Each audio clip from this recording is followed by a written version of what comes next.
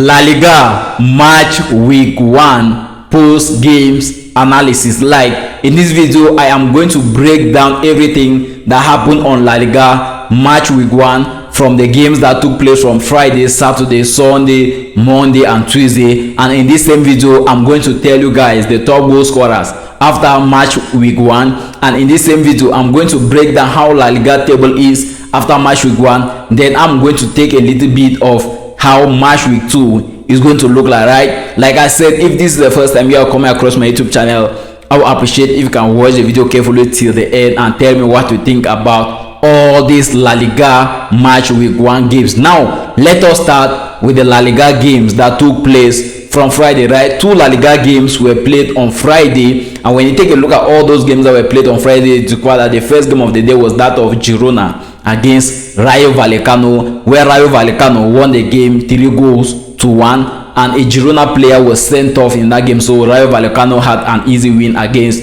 Girona. The second game on that same Friday was a game of Villarreal against Real Oviedo, and in that game of Villarreal, Thomas Partey made his debut as a Villarreal player, where Villarreal won the game 2-0, and I think Villarreal is already occupying the second spot of La Liga table, right? After the Friday games, some games were played on Saturday, and the first game that was played on that Saturday was a game of Barcelona against Mallorca, where Barcelona had an easy win against Mallorca 3-0. In that game, Rafinha scored his first goal of the season. Lamine Yamal also scored his first goal of the season, right?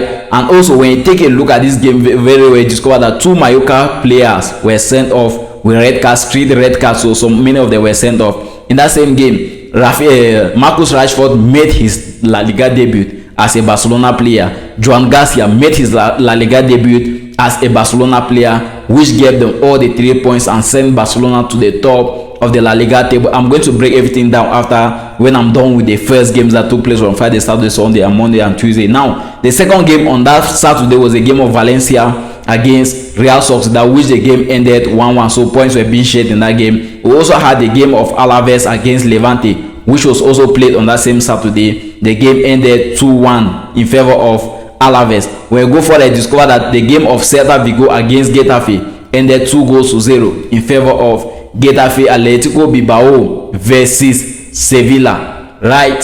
The first victory of the season for Atletico Bilbao. First goal of the season for Nico Williams and first assist of the season for Nico Williams. So in that game between Atletico Bilbao and Sevilla, Nico Williams was named man of the match. He transformed a penalty into the goal, and he even provided an assist in that game. So he's already the leading top goal scorers in La Liga this season, right? We had the game of Espanyol against Atletico de Madrid, which was the final game that was played on Sunday, where Espanyol had their first victory of the season against Atletico de Madrid, and Atletico de Madrid suffered their first defeat of the season against Espanyol 2-1. And now there was a game that was played on Monday, which was a game of Elche against Real Betis, where points were being shared. The game ended 1-1. So the game of Valencia against Real Sociedad ended 1-1, and the game of Elche against Real Betis also ended 1-1. So these were the only 2 La Liga games that drew this first day, right? And when you take a look at the game that was played on Tuesday, was a game of Real Madrid against Osasuna, where Real Madrid were playing at home. So Real Madrid won the game 1-0 thanks to a goal from Kylian Mbappe, the new number 10 shirt. So when you take a look at all these 10 games that were played from Friday, Saturday, Sunday, Monday and Tuesday, you discover that La Liga this season is not going to be easy. Barcelona did not have a good game despite the victory against Mallorca. Atletico de Madrid did not have a good game, and they suffered a defeat to Espanyol. Atletico Bilbao on the other side against Sevilla was somehow balanced, but Atletico de Madrid still ended up getting all the 3 points. Real Madrid against Osasuna was not also a satisfying game, but like I said, many of these players are just returning back from international break. Some of these players have not had any competitive game for more than 82 days, right? And I think from match day 2 we are going to experience some changes, because this game between Real Madrid and Osasuna is a game where gave some Real Madrid fans a lot of doubt, and even the game of Barcelona against Mallorca also gave Barcelona fans a lot of doubt. Like I said, guys, watch the video with an open heart till the end and tell me what you think about all this post-games analysis that took place in La Liga Match Week 1. And now, when we move further now and take a look at the La Liga table, you discover that Barcelona is already seated at the top of the table with 3 points after the victory against Mallorca. Rayo Vallecano is also having 3 points after the victory against Girona 3-1. We have Villarreal with 3 points after the victory against Real Oviedo 2-0. There is Getafe after the victory against Alaves 2-1 with 3 points also. We have Atletico Bilbao that won their game against Sevilla 3-2, which gave them all the 3 points. We have Alaves also with 3 points. We have Espanyol with 3 points. We have Real Madrid also with 3 points. So 8 La Liga clubs are already having 3 points. 8 La Liga clubs are already having 3 points, and 4 La Liga clubs are having 1 point. Elche is having 1 point. Real Betis is having 1 point. Valencia is having 1 point also, right? When we move down the table again, Real Sociedad also is having 1 point. When we move down the table, we discover that Sevilla is having 0 point. Levante is having 0 point. Atletico de Madrid is having 0 point. Osasuna is having 0 point. Girona is having 0 point. Celta Vigo is having 0 point. Real Oviedo is having 0 point. And Mallorca is also having 0 point. So these were the latest.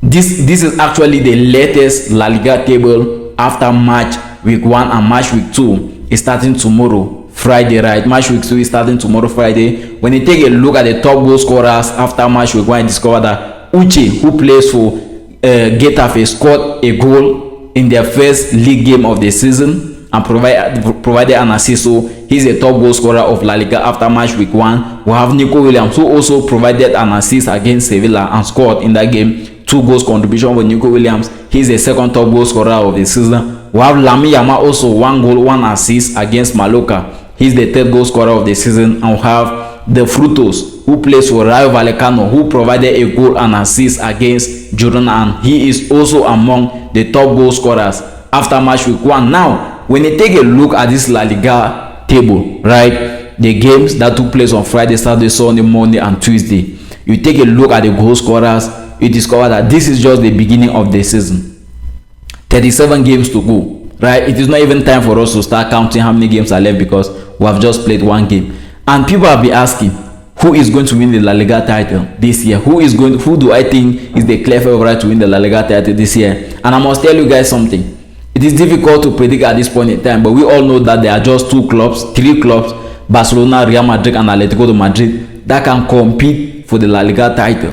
These are the only clubs where you can clearly see that one of them is going to win the La Liga title at the end of the season. Barcelona has spent 25 million euros this summer to sign players. Joan Garcia, Marcus Rashford arrived on loan. There's Ronnie Baggio, who arrived Barcelona from Copenhagen. He is still to be registered with La Liga. When you take a look at Real Madrid spent a total of 165 million euros. They signed Trent Alexander-Arnold from Liverpool, Alvaro Carreras from Benfica, Dean Huijsen from Bournemouth, and Franco Mastantuono from River Plate from the Argentina side.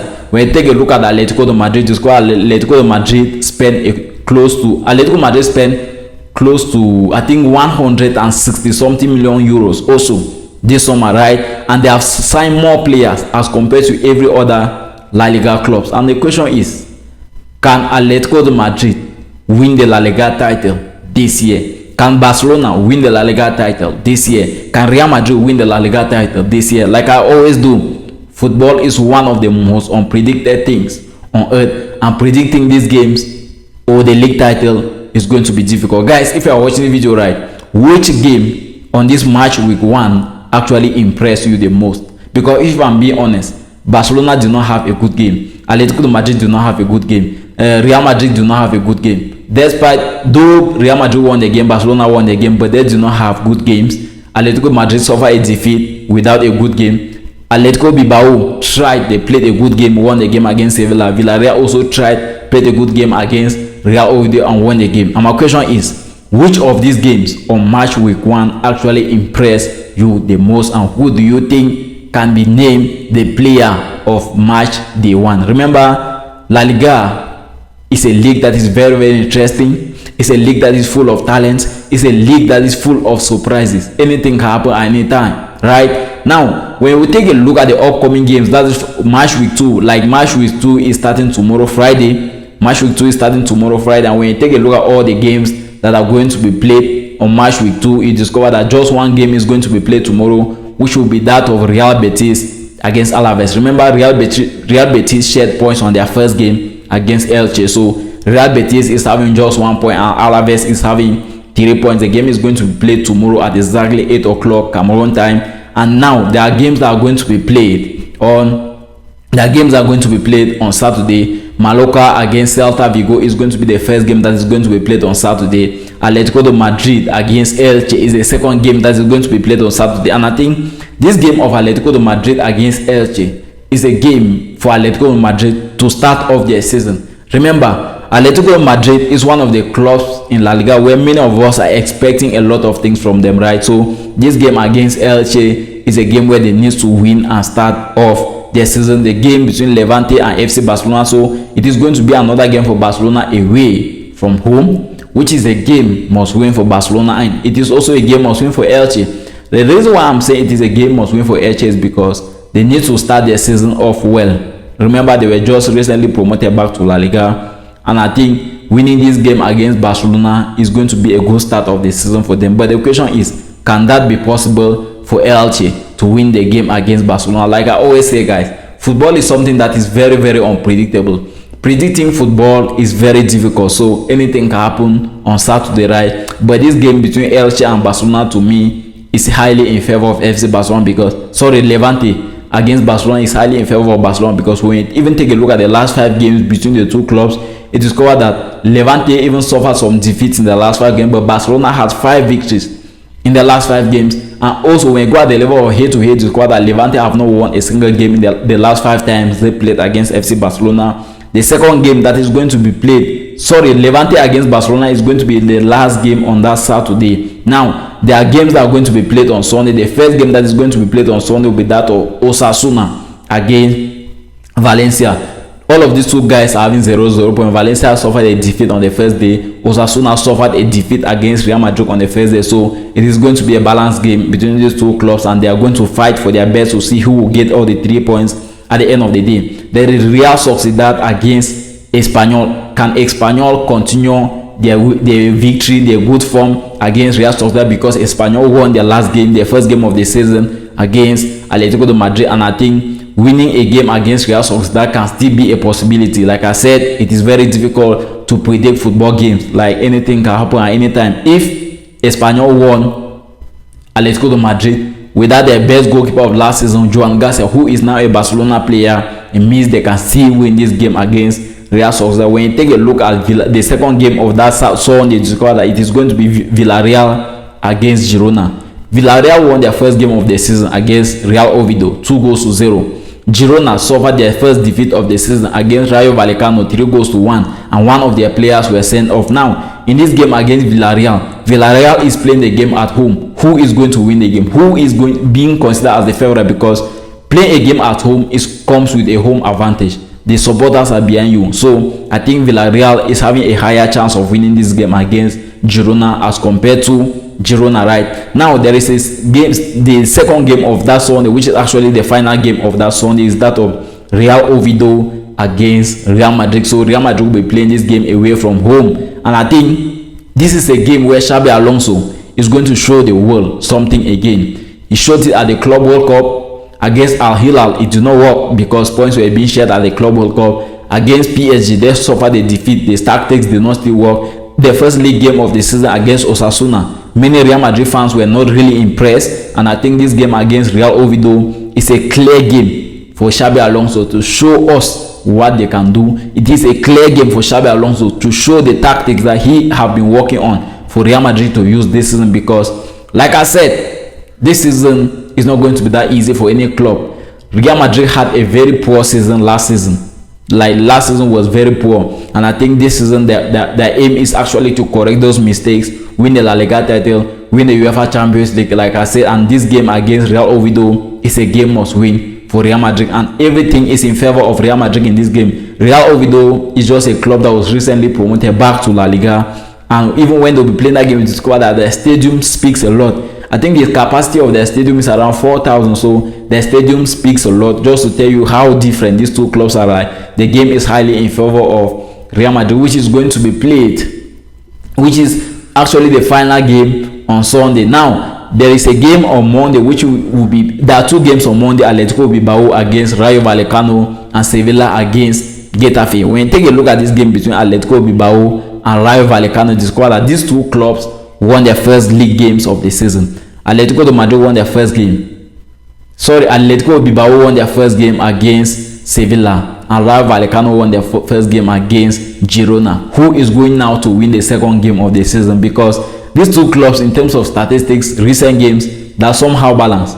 Atletico Bilbao have not had a single victory in their preseason games until their first league game of the season against Sevilla. People were shocked, and a player to watch in this game is going to be Nico Williams, because the guy was actually on form on that their first game. And there is the final game of match week 2, the game between Sevilla and Getafe. Sevilla suffered a defeat in their first game of the season, and this game is a game must win for them, right? It's a game must win for Sevilla. Now, if you have watched the video right up to this point, my first question is, who do you think can be considered favorite to win the La Liga title this season? Who do you think can be considered favorite to win the La Liga title this season? Because it is very difficult. I know it is difficult to predict, and if you are not being biased, you discover that Real Madrid, Barcelona and Atletico de Madrid can be the only three clubs to discuss about when it comes to winning the La Liga title, right? Can be the only three clubs